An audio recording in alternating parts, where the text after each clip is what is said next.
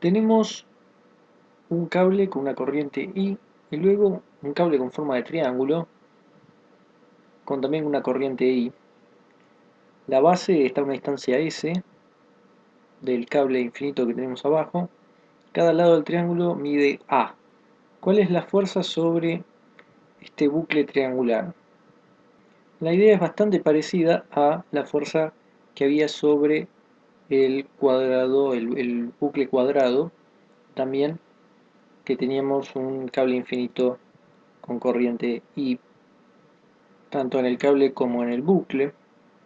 Para la parte del triángulo que está paralelo al cable, usamos lo mismo que usamos para el cuadrado para esta parte, que sabemos que es esto, es mu0 y 2πs en z versor, el campo magnético. Luego, para obtener la fuerza vamos a tener que saber todos los campos magnéticos y hacer el producto vectorial por la corriente y luego sumar todos los diferenciales de línea. Entonces, llamemos a cada lado, pongámosle un número. Este es el 1, el 2 y el 3. Y esto va a ser entonces el campo magnético para el 1, que es mu0i sobre 2πs y s en z versor. Supongamos, al igual que en el del bucle, que tenemos el y y el x de esta forma y el z sale para afuera del monitor. Podemos obtener la fuerza debida al campo magnético B1 con la fórmula que tenemos. Primero, para dónde apunta I por B. En este caso, B está en z versor y en el segmento está hacia menos x versor. Así que esto apunta en y versor, es decir, hacia arriba. La fuerza va a apuntar hacia arriba y luego eh, va a ser I por B, es decir, B es todo esto, mu0 I, pero I cuadrado con este I, 2π S, vectorialmente esto está en z versor. Y faltó integral dl, es la longitud del lado A. Tomemos ahora para el lado izquierdo, B2. La fórmula que ya teníamos sirve para el punto del campo magnético que genera el cable a una distancia S. Pero acá la S estaba constante para todo esto, pero acá va cambiando. Así que directamente vamos a poner la variable I. Como va cambiando con la altura, más allá de que se vaya corriendo, solo modifica que se vaya alejando hacia arriba.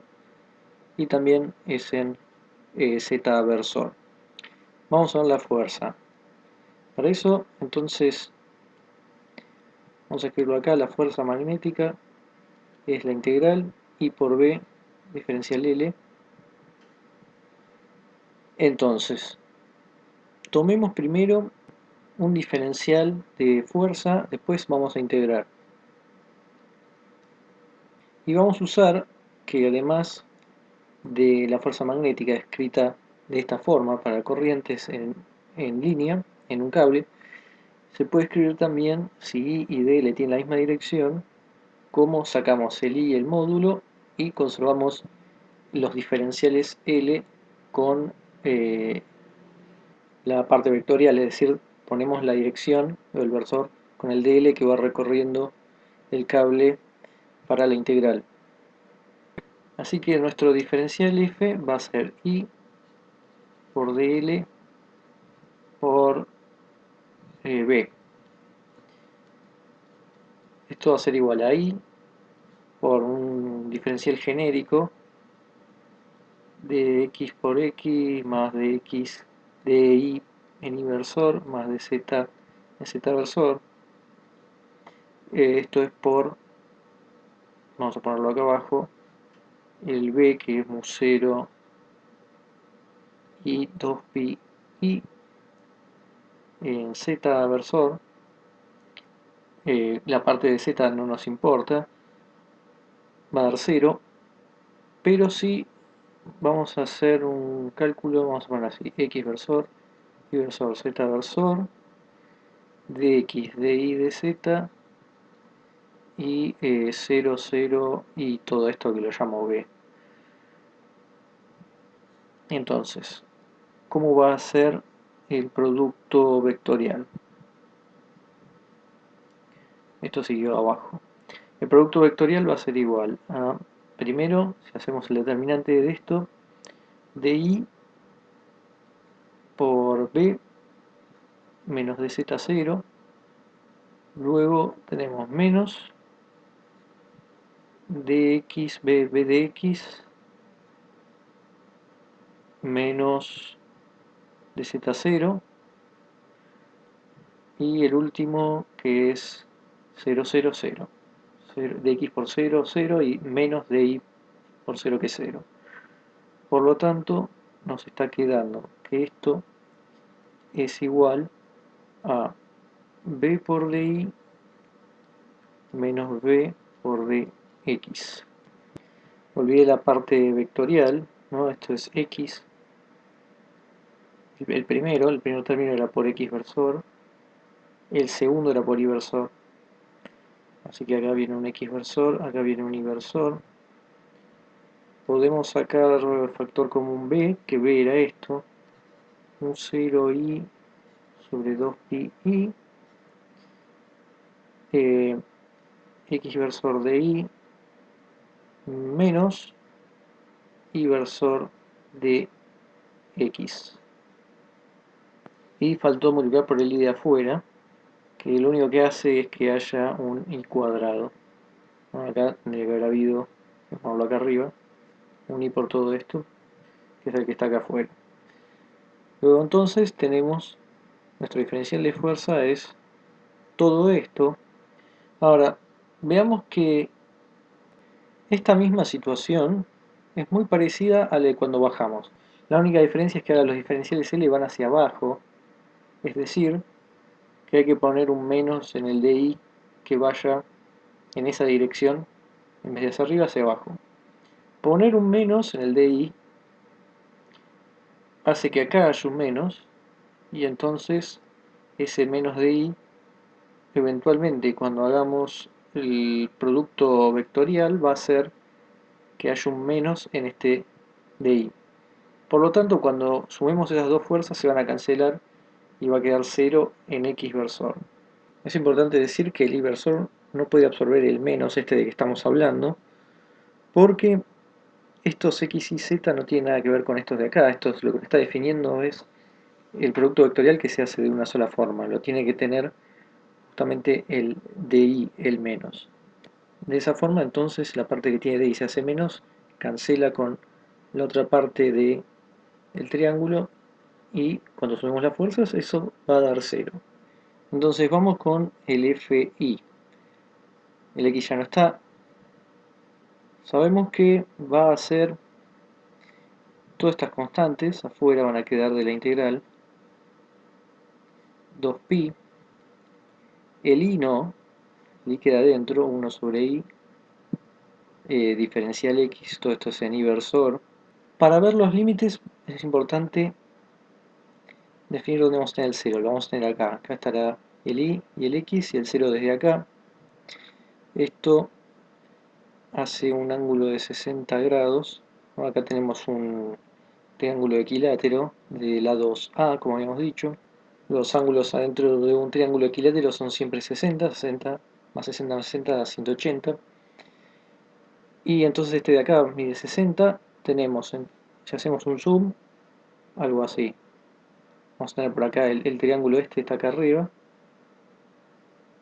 Acá tenemos el ángulo de 60 grados. Y tenemos además que todo este lado mide S. Así que tangente de 60 grados tiene que ser igual a S sobre el que está abajo, vamos a llamarlo X. El tangente de 60 es raíz de 3, por lo tanto el X que queremos ver es igual a S sobre raíz de 3, que es esto de acá abajo. Con esto sabemos que el punto donde arranca el triángulo es en X, S raíz de 3, y en Y es S. Ese es este punto de acá. ¿Cuál es el punto de llegada? Bueno, tenemos que todo esto mide A. Entonces, en X la altura va a ser donde teníamos más la mitad de A, es decir, S raíz de 3, y la altura que tiene este punto, el X que tiene este punto es la mitad de A, así que más A sobre 2. La altura para un triángulo equilátero es siempre la misma, es raíz de 3 sobre 2A, eso hay que sumarle S, así que este es el punto de llegada.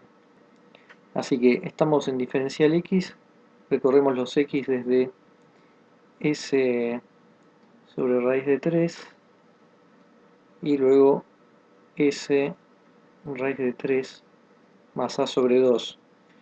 Pero tenemos un Y, que eso, ¿cómo lo recorremos en función de X? Bueno, esta recta que está acá es la misma que va hasta el 0, es decir, necesitamos la recta que pasa por el 0, 0 y la recta que pasa por ejemplo, este punto que es el S raíz de 3, S. Uno puede ver que esa función es igual a raíz de 3, X. Si uno pone S raíz de 3, se cancela la raíz de 3 y queda el S, 0 vale 0. Entonces solo queda hacer la integral. Yo voy a poner directamente cuánto da esa integral.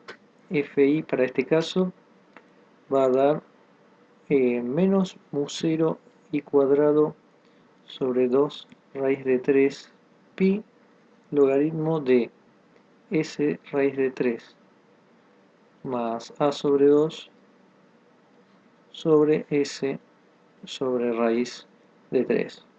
Acá faltó también el menos, este menos y este menos que vienen de este menos. Acá tenemos S raíz de 3 y S raíz de 3 que vamos a poner un 1 y acá hacer A sobre 2 y S dividido S raíz de 3. Simplemente para escribirlo de la siguiente forma. Un 0i 2 raíz de 3 pi logaritmo de 1 más, y esto va a ser raíz de 3a sobre 2s. Ahora vamos a sumar todo para la fuerza total, que esto va a ser igual.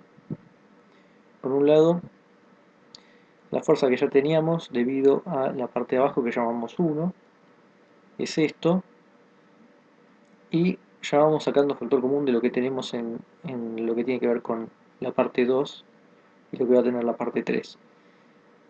En común está el mu0, el i cuadrado y el 2pi. Luego tenemos, acá sobra el a sobre s. Y acá tenemos un menos, el raíz de 3, y vamos a poner un 2, referido también a la fuerza que aporta 3, porque la parte que tiene que ver con x se cancelaba, pero la parte que tiene que ver con y se suma, y suma igual. Por lo tanto ponemos un 2, y luego logaritmo de 1 más raíz de 3a sobre 2s, y todo esto es en inversor. Esta es entonces la fuerza total, sumando la parte que tenía que ver con 1, que era esta, la parte que tenía que ver con 2, que era esta, y la parte que tenía que ver con 3, que también era esta, y las partes que tenían que ver con x se cancelaban de 2 y 3. Entonces, sumando todo, queda esta fuerza sobre el triángulo en dirección y.